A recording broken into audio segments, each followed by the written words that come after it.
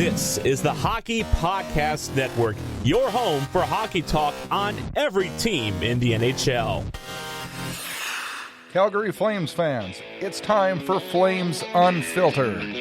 Entertaining and controversial hockey talk with your host, Brad Baroud. Should we buy? Try to win a cup? Or should we be smart, look at what the team has shown us thus far, and make the right move? Good evening. Welcome to Flames Unfiltered, episode number 42, recorded on February 19th, 2020. I am the host of the show, Brad Baroud, and we are just days away from NHL trade deadline. Yep, it is approaching, and teams are starting to make a lot of moves, more than I anticipated this early. But I got a feeling it might cool down a little bit and then spark up again on Monday. But a lot of Flames fans freaking out. Why are we not making moves? Why is Treliving not doing anything? Why? Well, I'm with Treliving on this one. No move is sometimes the best move. I think it's time for the Flames fans to have a reality check. What do we think this team is? Do we really believe this team is a contender? Should we sell off our assets and go win a cup? Well, tell me how many times that happens and how often that happens. What does this team prove to us this year? Well, let me make a list for you. We've proved they're inconsistent. We've proved that the stars don't produce. We've proved that we have poor puck management. All these are things championship teams do not do. Oh, well, wait, maybe we're the Blues of last year. Need I remind you that at this point of the season last year, the St. Louis Blues were the hottest team in the league. They were miles above where Calgary is at this point in the year. Today on the show, we're going to recap Monday's weird comeback victory over the Ducks. Then it's time to answer that long-awaited question. Should the Flames be buyers or should the Flames be sellers? Then Blake Friars from the Debate Hockey Podcast joins the show to talk about trade deadline moves in the Pacific Division. And then we'll roll on to some Flames news and a trip around the NHL, talk about the Lightning, Leon Draisaitl. We'll wrap with a Facebook poll and preview Friday's matchup versus Boston and the start of a 9-day road trip. 5 games, 9 days that starts Sunday in Detroit. Another jam-packed another jam-packed episode of Flames Talk here on Flames Unfiltered. The Hockey Podcast Network, which Flames Unfiltered is proud to be part of, has a great podcast called Tales with TR, a hockey podcast. Hosted by former National Hockey League player Terry Ryan. Yep, you heard him on Spittin' Chicklets, and he has you laughing on every episode.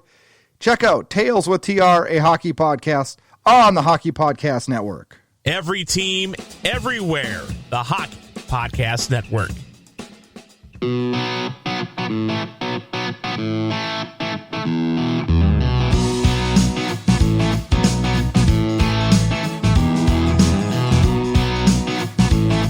All right, Flames fans, let's talk about that Monday afternoon matinee at the Saddle Dome, Kids Day, call it what you want, President's Day in the States. I don't know. I hate afternoon games. I just hate them. I can't get up for them. I don't know. I've tried. Weird game. I don't even know how to describe it. We're not going to talk a lot about this game. I'm just not. I'm going to just recap it real quickly for you. 10 goals scored. Thank goodness more of them for the Flames and the Ducks. Started off first period, nothing. Second period, Henrique scores 1-0 Anaheim. Mangiapane gets his 11th. Just about a minute later, we're 1-1. Silverberg scores 2-1 after 2. Then Delores scores his third of the year. I think he's gotten all 3 of them against the Flames. I'm not 100% sure on that, but I know 2 of them for sure have been. So then it's 3-1. And it's like, all right, cue the comeback. We need the points way more than Anaheim does. Mangiapane gets his 2nd. Bennett scores his 8th. Kachuk his 20th. Monahan his 18th. Mangiapane pots an empty netter. Yep, a hat trick for Andrew Mangiapane. First time that's ever happened for him in his career in the National Hockey League. And then Devon Shore gets on with just 4 seconds to go to make a 6-3 game 6-4. Calgary sneaks out 2 points, which are pretty much critical at this point in time in that jam-packed Pacific Division. Now, when this game was over, what did I think? A couple things. The first thought was I am very loaded up on cold medicine, and I'm probably not thinking as straight as I should be. Because, again, I am battling another illness, which I don't know if it's because of the Flames play lately that I'm sick, or if it's just a bad winter for me with feeling sick. I'm feeling a little better today. I'm getting over this, and I'm really excited to see how we do Friday night when Boston comes to town. Not a lot to think about this Anaheim game. I was not impressed with how we played. Yes, we scored 6 goals, and we've scored goals a lot lately. Most of them coming from our depth scoring. Don't forget that, Flames fans, our depth scoring. And I don't know. This is one of those where the bounces didn't go our way, but we were managed to get 2 points out of it, 2 critical points, 2 much needed points, and I was very happy when everything was all said and done, and we left with 2 points. Every team, everywhere. The Hockey Podcast Network. All right. Now this is what you've been waiting for. I've talked about it for weeks, and I thought, quite honestly, this question would be answered way before this, but not with this team this year. And I'm not trying to sound negative, and you know how much I love the Flames, and you know how much I stand behind this team. But I'm going to be honest. I'm an honest person when it comes, well, with anything, but I'm definitely going to be honest about my team. I'm not one of these fans that tries to paint a picture that everything's going to be great in La La Land and we're going to win a Stanley Cup every year, like our buddies in Vancouver do. Right, fans in Vancouver? You know who I'm talking about, right? So, the question is, buyers or sellers? It's time to make that decision, and I've made the decision. We have 2 games before deadline, one against Boston, one against Detroit. We better get 2 points out of the 4, out of the 4 possible ones. It sure would be nice to get 3. So, what if we get 0? What if we get all 4? Are we really believers if we get all 4? I don't know. Are we really down in the dumps? We're dead if we don't get any? No, probably not. But decisions have to be made by Monday. And here's my decisions. I'm going to make them for Brad Treliving. General managers reward dominant, successful teams with trade deadline acquisitions. Do the Flames deserve this reward? My answer would be no. We have not shown consistency. We have not shown any dominance this year. And we have not been what I would consider a successful team. Isn't this the perfect and final test for our core group? Where we sit right now, isn't this what we want as far as determining what we're really going to get from our core group? Because look at what the core group has got us. It's got us a couple playoff appearances and a couple first-round exits. Well, one went to the second round. I take that back. But that was early on in this core's career when there's a little bit more want and a little bit more drive. Some people will argue that with me. I just watch them on the ice. If there's going to be a failure, it's within this core. And this is where we're going to find it out. Down this final month, 20 games, month and a half, 20 games left, we're going to know what this core has. I do not think we should make any moves at all. Do I think we should be big sellers? No. I think it would really be selling any team, much less this team, short if you trade off your assets before the deadline if you're in a playoff spot. Now, if we fall 4 games, 4 points, oh, well, it's too late. We can't even fall that far out before deadline. So we're going to have to make a really difficult decision if we're Brad Treliving. And I think you ride Brody and Hamonic and you keep them. You hopefully sign one of them. The other one, you're just going to have to let them go. But right now, when you're looking at the trade markets and the trades we've seen, and we'll talk about this a little bit more later on in the show when we talk to Blake Friars, the prices have been high. The price tags are high. And I think the only way you're willing to pay a high price tag at deadline is if you're a true cup contender. And yes, I know that any team can win the cup when you get to the playoffs. And quite honestly, Calgary could. This team's fully capable of it. If we get the depth scoring that we're getting right now, and then if our stars started scoring, look it out. David Riddick has proved to us that he can be a great goalie. So was Cam Talbot. Look out. This team has the pieces to make a long playoff run.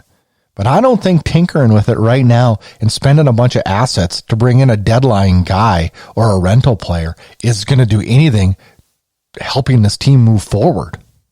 Name a player on the deadline list that would save the day in Calgary and fix all the problems. I don't think there is one. I think this is a year that you take advantage of this weak Pacific, play your cards that you have, treat Hamonic and Gio coming back from injury as acquisitions, solidify the forward lines, and get healthy and make a run. You have to do this within. We got ourselves in this problem within. Let's get ourselves out within. Johnny Gaudreau, Sean Monahan, prove to me that you're star hockey players in the National Hockey League. Prove to me that you're winners at the NHL level. Prove it to me. It would be devastating to sell off our assets like prospects and draft picks and bring in a rental and then go out in the first round or not even make the playoffs. This core has to step up. This core needs to go forward. This core needs to win. And if not, they need to go. And we're going to find that out this year once and for all. This is a perfect opportunity. The questions will be answered at the end of this season. They will, because they need to prove to us that Johnny Gaudreau, Sean Monahan are winners. We need to see it.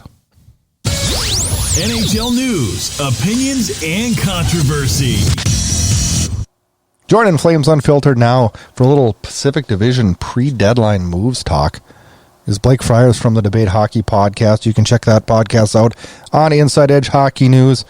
Blake, thanks for joining the show here. We're just going to talk a little bit about some of the moves that have happened in the Pacific here the last couple days. Yeah. And talk a little bit about what our outlook is for the Pacific Division. And I'll get your opinions and your predictions, I guess, as we are just a couple days away from NHL trade deadline. And the first move that kind of took place, and it wasn't really the first one, it was like the second or third move that got things rolling, but the first in the Pacific was Tyler Toffoli heading to Vancouver in return for Tim Schaller, Tyler Madden, a second round 2020 and a conditional fourth round.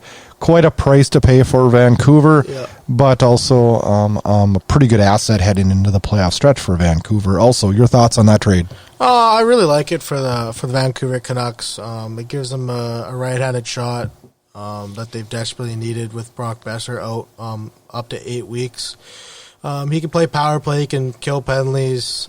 He shoots the puck a lot too, and I think Travis Green is really going to like him in that top six. And once Besser comes back, I think they're going to have a really dangerous top six. But they still got to get into the playoffs. They're still in that, they're third in the Pacific. I think they're going to get in.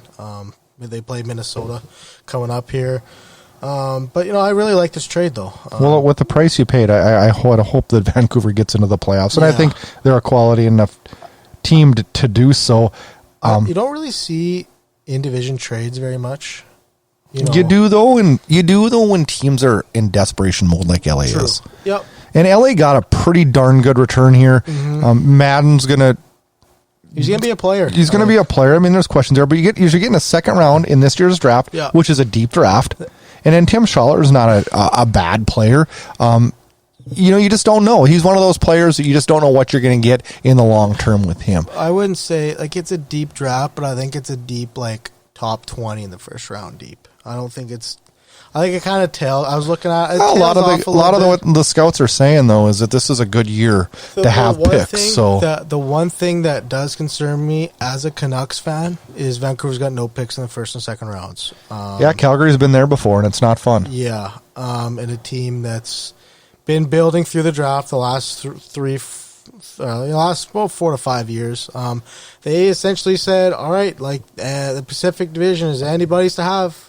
All you got to do is get in the playoffs and see what happens. I mean, the way that Markstrom's been playing lately. But don't you think? I go as far as Markstrom takes him. I'm going to play devil's advocate. I mean, does Tyler Toffoli, how many games does he win you in the playoffs? I mean, I'm just saying because Markstrom's the guy winning you the games. He's scored a lot of timely goals in his career. Do you know what I mean, though? I mean, like, what was wrong with their roster? Well, Brock Besser's hurt. Yes, but he's out 8 weeks. But he's going to be back for the playoffs. You can't go 8. And your team's even deeper now for the playoffs. Yeah, no, I'm not saying it's. I'm not saying it's a bad move. I'm just saying you can't go 8 weeks without replacing Brock Besser's production. You just can't. He's not scoring at the rate he was in his first 2 years in the NHL. He's only got 16 goals, but he still has 44 points in 56 games. Well, talk to us a little bit about Brock Besser and what he means to the Canucks, and his injury. Talk a little bit about his injury and he's got a fractured rib cartilage. Originally, it was said to be he was out 3 weeks, and this happened against that Calgary game. Majapani hit him right by the bench. It looked harmless to me, and Besser went straight under the tunnel, and he didn't return that game. And seems like though some of the harmless hits are the ones that it really was like they were reaching for a puck, and he just like turned his torso the wrong way. But Brock Besser means everything to this Canucks team. He's one of the best goal scorers in the game. He's got an elite shot, I think. I mean, his shot is a little bit weaker since he hurt his wrist a couple years ago, but I mean, he's still a guy you got to keep an eye on the power play. I mean, you can't be focused on Pettersson like all of that. You got to still cover Besser, or else he's going to make you pay. But I mean, without him for 8 weeks, Tyler Toffoli, it was a high at one moment for a Canucks fan, and then you got the Brock Besser, who's like, oh boy, that made more sense why they traded for Tyler Toffoli. So your thoughts on Tyler Toffoli as far as long term? Is this a guy that is in the plans to re-sign, or is this just a pure rental this year? I think that Jim Benning is going to attempt to re-sign this guy. I think he's going to go hard after. He's good friends with Tanner Pearson. I mean, if Vancouver goes on a deep playoff run, Tyler Toffoli is probably more enticed to stay, right? But that being said, I mean, you got to keep in your back pocket that they got to pay Quinn Hughes and Elias Pettersson in a couple of seasons, and Markstrom. But Jim Benning really looked at it and said, all right, we got Quinn Hughes on an entry-level deal for another 2 years. We got Pettersson on an entry-level for another year. Let's try to maybe advance our window a season ahead, because our window really doesn't open until next season, I think.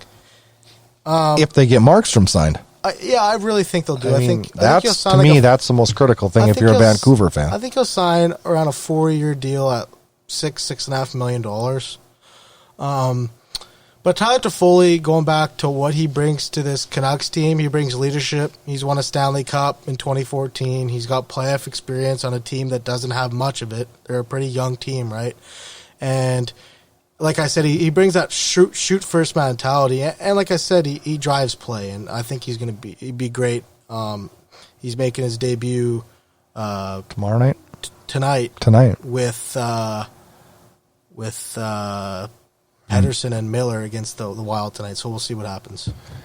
Switching gears a little bit to two other teams in the Pacific Division, as our rival, the Vegas Golden Knights, acquire Alec Martinez today for a second-round pick in 2020 and a second-round pick in 2021. How much do you think Alec Martinez helps Vegas? I think he's going to help him a lot. He's going to bring, like I said, veteran leadership, 2-time Cup champ, and like every time you bring in a Cup champion to a locker room, I think it really changes the dynamic. I mean, they have a presence in that locker room. They've been there. They've won those big games. He scored the game-winning goal in the 2014 Cup final to win the Kings the Stanley Cup. He scored a lot of big goals in the playoffs, and for a team that doesn't really have much on the left side other than Schmidt and Theodore, he's going to bring a lot to that left side, I think. And if you look at the other side, for the LA Kings, I mean, they're just a team rebuilding, and they're stockpiling picks. They got a second from Vancouver. They got 2 more seconds from Vegas, and I mean they're going to be doing a deep dive rebuild here. And I'm curious to see if they trade Jonathan Quick in the summer, because that's going to be a hard move. That would really send a message that you're in a full rebuild if you unload Jonathan Quick, because he's 34 years old. Like the time is ticking to get some for this guy. I know, but now you traded your guy that was going to follow Quick. That Cal Peterson though, he could be good. Yeah, no, I'm not. Cal Peterson is not. That Jack Campbell trade didn't make much sense. Didn't make sense to me. Didn't make sense. But the outlook for the Pacific Division as we head into the final 20 games of the year is jam-packed. Currently, as we're recording, Edmonton sits in first at 70 points. 2 games played more as Vegas with also 70 points. Vancouver sits in third with 69 points. Calgary in fourth at 68. And Arizona in fifth at 68. Also, the rest are fairly irrelevant there. San Jose, Anaheim, and LA are done. Yep. Where do you see things in these final 20 games shaking out? I think I don't know if Edmonton can stay in. Like Stay in? Like stay in the playoffs. Oh, absolutely. Like I think. Well, I mean, what have they proven? Even since McDavid's out, they lost Clefbaum for 2 to 3 weeks now, and like their D-core is pretty thin as is, and that might hurt Edmonton. Like losing Clefbaum. Well, sure, you never want to lose best defenseman, one of your key guys here, but like, I mean, if you had to pick a team who's going to win the Pacific right now, who do you think? I'd probably say Vegas or Vancouver. I'd say Vegas would be my Vegas choice. or Vancouver would probably be my pick, and I think Calgary's going to hold on to the wild card spot. I really do. They just got to. Their guys are going to figure it out. You got to think like we've been saying that for 62 games. Like Johnny Gaudreau, we've been saying it for 62 games. I think he's going to come on the next 20. He's going to come on. I think they're. Well, we'll find out. They need somebody to put the puck in the net. I think he's going to step up. We'll find out. This is perfect. This is exactly what I want. We are going to find out in Calgary. Johnny Gaudreau is? No, we're going to find out who our core is. Well, you're going to find out. And we're going to know these next 20 games. The end of this 20 games. Yeah. And the playoffs, if we're fortunate. And who's not. Exactly. Because moves are going to happen if this team doesn't make the playoffs. Absolutely. They have to. I mean, and the thing is, like, if Calgary misses the playoffs, there's no way Johnny Gaudreau's on this team next year. I don't think if they miss the first round that there's any way Johnny Gaudreau's on this team next year. Miss the first round? If they go out in the first round. Oh, okay. Yeah. I think that Johnny Gaudreau, make the playoffs or not, is gone in the summer. You think so? What if we go into the third round? Is he gone? Yeah, that's different. Then I think he stays. I think. I don't know. I just hope and pray. I'm not trying to sound like I want Johnny Gaudreau gone, but this core has to figure it out. We've got to get maximum production from. Well, you got to get Giordano healthy back. Yes, but here's the deal, though, and this has been the whole thing all year. Is name me a team in the league that is successful when their top 2 stars aren't producing. Nobody. Not much. Nobody. Yeah, and you can point fingers on this Flames team and you can say our depth scoring hasn't been on, which if somebody says that now, they're an idiot because only people that score on this team is our depth. If you can point it at the sheet, like you can point it at the goaltenders, you can do whatever you want, defense, whatever. The fact of the matter is, name me one team that's been a good team in the National Hockey League where their top 2 star forwards aren't producing. Doesn't happen. Sean Monahan is supposed to be known as a good two-way center.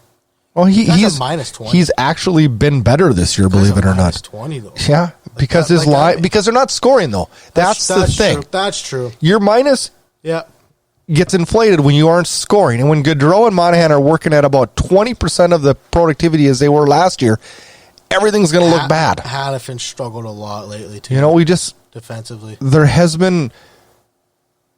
And I knew it coming out of last year when I look and I'm like, career year. Yeah. Wow, next year is going to be a struggle because you can't replicate career years. Yeah, Vancouver's going to have this problem next year because you can't replicate career year after career year after career year. It doesn't happen. Every guy can't do that. Every guy can't do that. Every guy can't do it, but a couple guys can. This year, the Calgary hasn't had anybody. No, nobody. And if you look at other years for other teams, though, like Tampa Bay 3 years ago, Gong Show, greatest team ever. Not last year. No, 2 years ago, though, they missed the playoffs. Oh, yeah. The year after. Yeah. It's the same thing as happening in Calgary right now. Yeah. You just didn't get the production like you did the year before from the Stars. Yeah. And then you miss the playoffs. And you might come back and be a great team again. But it's not, you can't base it off of career years. One bright spot for Calgary is, though, Elias Lindholm, 27 He's goals. Great. He's been great. But you know what's another negative? Is take a look at the schedule ahead for Calgary. It's scary. Let me take a look. It's a real scary test ahead. Let's take a look at their schedule. Boston, Detroit, Boston, Nashville, Tampa. Yeah. The road is not easy. Yeah. You should beat Detroit, though. I don't know. We probably got a better chance of beating Boston because we seem to play better against the better teams. We really do. You guys have a good game, and then you guys let in 4 to Anaheim. Yep. It's a crazy thing. Trade deadline is Monday at 3 o'clock. Where are we seeing this, Blake? Is this going to be a lot of moves, little moves? What's your prediction? Be one big splash, one big trade. I can't tell you who, but I think there's going to be one big trade. Well, it'll be interesting. It'll be, defenseman traded for picks. And I got a feeling my thoughts on it are that we've seen a lot of moves initially here. The prices have been extremely high. Calgary. I think general managers are going to shift back now and be like, I'm not paying that. And then we're going to be quiet. And then Monday we'll get a few moves, and it'll be all said and done. Calgary will be in on Kyle Palmieri if the price comes down. I don't know. The price is going to have to come down a lot. Because what they're asking now is off the charts. Chris Kreider, they want a first-round pick, a top prospect, an NHL player, and a conditional pick. And if anybody gives that the thing is, New York doesn't want to get rid of Kreider. They don't. So if you don't want to get rid of him, you can put price tags on things that are like off the charts. Yeah, that's true. And they're not going to get it. No team's going to give up that. Yeah. Because Chris Kreider is no guarantee of a Stanley Cup. No. Well, it should be interesting as we head into trade deadline day. Some important games lie ahead for both Vancouver and Calgary as we get ready for another entertaining Monday afternoon. Thanks for joining me, Blake. I do appreciate it. And I would say good luck to the Canucks, but I'm not going to say that. Hey, let's win some money. Make your hockey knowledge pay off by playing. Playline, 50K, the Hockey Podcast Network Daily Lotto. Win big with Playline. Use promo code THPN and you're set to win big bucks. Oh yeah, it takes some hockey knowledge, but you have that. All right, Flames fans, time to go into the locker room a little bit. Little Flames news. Monday, Flames called up Glenn Gawdin from the AHL Stockton. Returned him Thursday. He was potentially going to play Monday night with Backlund sick, but Backlund did skate in the pregame skate and was good to go for the game. So Glenn Gawdin missed his opportunity at his first NHL game. I look forward to seeing him. He was sent back to Stockton. I got a gut feeling we'll still see him once this year, and I'm really looking forward to see how the young forward does. I have high hopes for him. Derek Ryan was sick, is now back at practice. He missed 2 games due to the illness. Good to see Derek Ryan back. He is a key cog up the middle for this Flames team. Mark Giordano will travel on this 5-game road trip, which will span 9 days and start Sunday in Detroit. He has started skating a couple days ago. We'll make this road trip. Brad Treliving stated that there was no timetable exactly when he'd come back, but he said we're not bringing him on the road trip without the opportunity of possibly having him back. A timeline for Travis Hamonic is still very up in the air, week to week at best. On the good news front, the Flames hosted their 15th annual Ambassadors Celebrity Charity Poker Tournament this Wednesday, which raised more than $5 million, a great event for even a greater cause. Around the National Hockey League, a couple little odds and ends notes, as the Lightning set a franchise record with their 11th straight win. They became the first team to win 40 games for the 3rd straight season, which is amazing. I mean, think about that. They're the 3rd team in NHL history to accomplish this feat in 3 or more consecutive campaigns. The Oilers have done it, the Canadiens have done it, and that is it. That's pretty impressive. This Lightning team, is this the year where we're going to see this team break free and really move in the standings and prove to us what a powerhouse this team could be? This is one team that I would be deathly afraid to play in the first round this year after what had happened to this team last year, being surprised by Columbus in the first round. Leon Draisaitl moves within 5 points of 100 as Oilers pass the Canucks in the standings. We'll see if the Oilers can stay ahead of the Canucks in the standings as both teams are in action today. Leon Draisaitl has just been on a tear. He opened a 13-point lead for the Art Ross Trophy and has moved within 5 points of his second straight 100-point season. Boy, you hate it when you see a rival have such impactful players as Edmonton does with McDavid and Draisaitl. Moving on to a Flames question of the week. And I did another little Facebook poll thanks to my friends at Calgary Flames Hockey. And I tell you what, I get such great responses, and we have such intelligent hockey fans, but I am not agreeing with everything I'm seeing here tonight on the poll. The poll question is, what should the Calgary Flames do before Monday's NHL trade deadline? The three options: buy, sell, or do nothing. Well, you guys all know my answer from earlier on in the show, and mine was to do nothing. Well, that is not how our listeners believe. 104 of the people voted for buying. They want to buy and make a run at the cup right now.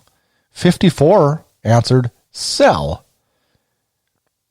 Excuse me, I said that wrong. 54% said, not 54%, 54 voters. Boy, I've got this all messed up here tonight. I got to get my act together here. I'm sounding like the Flames played here in the last couple of weeks. Boy, I'm down on them. I don't know. Maybe my expectations were just too high this year.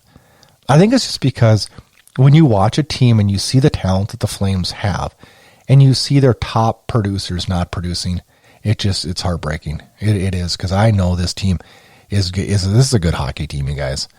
And if we had Monahan and we had Gaudreau producing, could you imagine where we could go with that? I mean, just think about that. So we had 179 people responded. 104% said the Flames need to be buyers. 54, which I was part of that, said do nothing. And just 21 said sell. Well, I don't know. I just have a hard time right now spending money on, or spending assets to bring in rentals for this team. I don't believe there's a thing you could plug in here that's just going to be the magical fix. I think the magical fix comes with our stars and really determining if our stars are going to be stars. Are they capable? Yeah, they're totally capable. And would I give anything to see Gaudreau and Monahan just take off on a tear and this team win 14 of the last 20 and roll into the playoffs with some confidence? Yeah, I'd feel real comfortable winning the first round, to be honest with you. I like our parts. I think we've underachieved this year. I think we overachieved last and underachieved this year. It'll be interesting. Again, thanks to our friends at Calgary Flames Facebook group. Get on there if you're a Flames fan, which you are if you're listening to this. Get on there, join that Facebook group. It's fun. We talk hockey every single night. Flames stuff, chatter, our thoughts on what the Flames should do, how the players are playing. Just good old Calgary Flames talk. Get all your Flames Unfiltered podcasts, team news, team updates, and highlights at flamesunfiltered.com. All right, Calgary Flames fans. 2 games to preview here before we record our next episode. Next episode gets recorded Sunday night, drops Monday on the Hockey Podcast Network. You can also check all of these episodes out on flamesunfiltered.com. Game previews Friday night. Back at it at the Saddle Dome as the Boston Bruins come to town for a Friday night, which rare Friday night. We don't play Friday nights very often, but we are this week. Calgary currently sits 31, 24, and 6, 68 points. That's good for 4th in the Pacific Division. Boston currently stands 37, 11, and 12, good for 86 points, 1st in that Atlantic Division. This Boston Bruins team has been deadly this year. A lot of fun to watch. This is a quality hockey team. Their last action was a 3-1 win Sunday over the New York Rangers. The first meeting of the year for these two teams. Sunday, a late afternoon battle as Calgary starts that 9-day, 5-game road trip, which will be critical to if this team makes the playoffs or not. And it starts in Detroit where, yep, you said it, should be 2 easy points. Calgary just hasn't been really good at sealing the deal against crummy teams in the standings. Season series with Detroit thus far, 5-1 Calgary win back on October 17th in Calgary. That was the one and only meeting of the year between the two teams. This will be the final of the home and home that we do with the Eastern Conference. Monday, NHL trade deadline. We will have our final preview to deadline Sunday night as we record, which will drop Monday on the Hockey Podcast Network. We will back that up with another episode after the deadline on Wednesday evening. Enjoy Calgary Flames hockey. The Big Bad Bruins come to town on Friday night. Get connected. Flames Unfiltered can be found on Twitter @FlameUnfiltered. And also make sure you check out our Facebook page @FlamesUnfiltered. Check out host Brad Brood on Twitter @BradBrood. And if you like what you hear, rate and review us on Apple Podcasts. You can find Flames Unfiltered on all the major podcast players. Consider subscribing to the Inside Edge Hockey News on Patreon. That'll get you exclusive content and much more. Thanks again and enjoy the hockey. Thanks for tuning in to Flames Unfiltered. Check back for more action-packed Calgary Flames talk.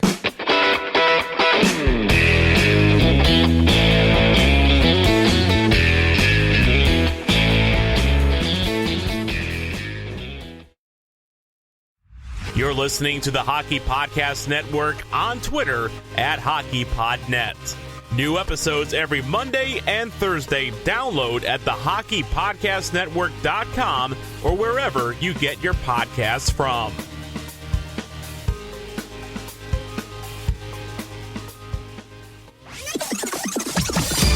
This has been a production of Inside Edge Hockey News Radio, brought to you by the Hockey Podcast Network. This production is copyrighted and distributed by the Inside Edge Hockey Media Group.